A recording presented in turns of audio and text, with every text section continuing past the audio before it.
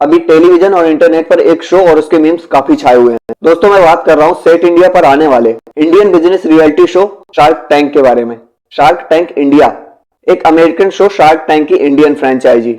इस शो में अलग अलग एंटरप्रेन्योर्स आते हैं और अपने बिजनेस स्टार्टअप की प्रेजेंटेशन देते हैं। अगर शार्क को एंटरप्रेन्योर्स का आइडिया पसंद आता है तो वो उनमें इन्वेस्ट करते हैं। दोस्तों शार्क टैंक के सबसे पॉपुलर शख्स की बात करें तो वो है अश्नीर ग्रोवर। शो में इनके द्वारा कही गई बातें और इनके बात करने का तरीका लोगों के बीच काफी पॉपुलर हो गया है और आज के इस वीडियो में हम इनके ही बारे में बात करेंगे।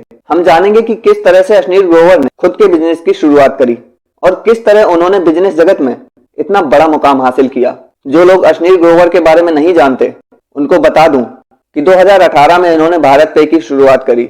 भारत पे एक इंडियन फिनटेक कंपनी है जो मुख्य रूप से छोटे व्यवसाय और किराना स्टोर्स के लिए सर्विसेज मुहैया कराती है। भारत पे की मेन सर्विस में यूपीआई पेमेंट के लिए क्यूआर कोड, कार्ड पेमेंट के लिए भारत स्वाइप और स्मॉल बिजनेस फाइनेंसिंग जैसे सर्विस शामिल हैं। अश्नीर के प्रोफेशनल करियर को आगे जानने से पहले जरा अश्नीर की अर्ली लाइफ पर नजर डालते हैं। अश्नीर ग्रोवर का जन्म 14 जून 1982 को दिल्ली में हुआ था। वो शुरू से ही पढ़ाई में बहुत अच्छे थे और इसी वजह से वो इंडिया के सबसे कठिन जेईई एग्जाम को क्रैक करके आईआईटी दिल्ली तक पहुंचे। यहाँ पर उन्होंने सिविल इंजीनियरिंग फील्ड में ग्रेजुएशन करी।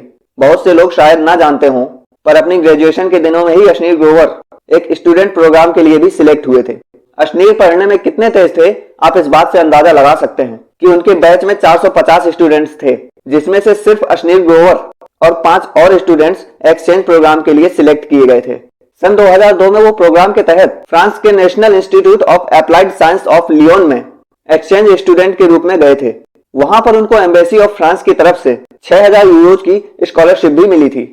आईआईटी दिल्ली से पढ़ने के बाद उन्होंने इंडिया में मैनेजमेंट स्टडी के मेका कहे जाने वाले इंस्टीट्यूट आईआईएम की अहमदाबाद ब्रांच से एमबीए किया, जहां से उन्होंने बिजनेस की वो सारी स्किल सीखी जो उनको आगे चलकर बिजनेस जगत में काफी काम आने वाली थी। सन 2006 में एमबीए की डिग्री हासिल करने के बाद अब अश्नीर हाई प्रोफाइल कंपनीज को ज्वाइन करने के लिए एलिजिबल हो चुके थे।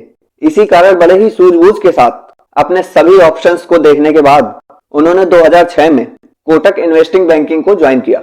यहाँ पर अश्नीर ने शुरुआत से ही अपने काम को सबसे ज्यादा प्रायोरिटी दी और आने वाले सालों में वो रैंक में ऊपर बढ़ते गए।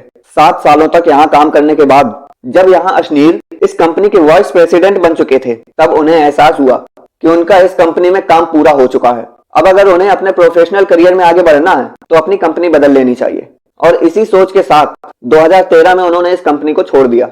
इस वक्त तक आते आते अश्नीर ने अपने फाइनेंशियल गोल्स को भी हिट कर लिया था। अब अश्नीर फाइनेंशियली काफी स्ट्रांग हो गए थे। इसके बाद उन्होंने अमेरिकन एक्सप्रेस में काम किया।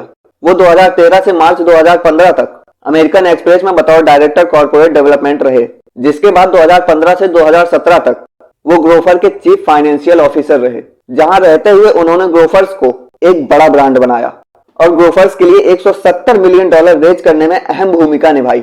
इन्हीं अलग अलग जगहों में काम करते समय शायद अश्नीर को भारत पे का आइडिया आया होगा और कुछ इसी क्रम में 2018 में भारत पे ऐप की शुरुआत हुई।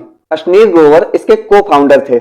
इस ऐप को लोगों तक पहुंचाने के लिए 2020 में कई क्रिकेटर जैसे रोहित शर्मा, जसप्रीत बुमराह और केएल राहुल को भारत पे का ब्रांड एम्बेसडर बनाया गया, जो कि इनकी कंपनी के लिए काम कर गया और महज कुछ ही सालों में इस ऐप के केवल प्ले स्टोर पर 1 करोड़ से ज्यादा डाउनलोड हो चुके थे। ये डाउनलोड्स इस ऐप की पॉपुलैरिटी और सफलता को साफ साफ दर्शाते हैं। अगस्त 2021 में जहां भारत पे ने सोहेल समीर को सीईओ बना दिया, वहीं अश्नीर ग्रोवर ने बतौर मैनेजिंग डायरेक्टर काम करना शुरू किया।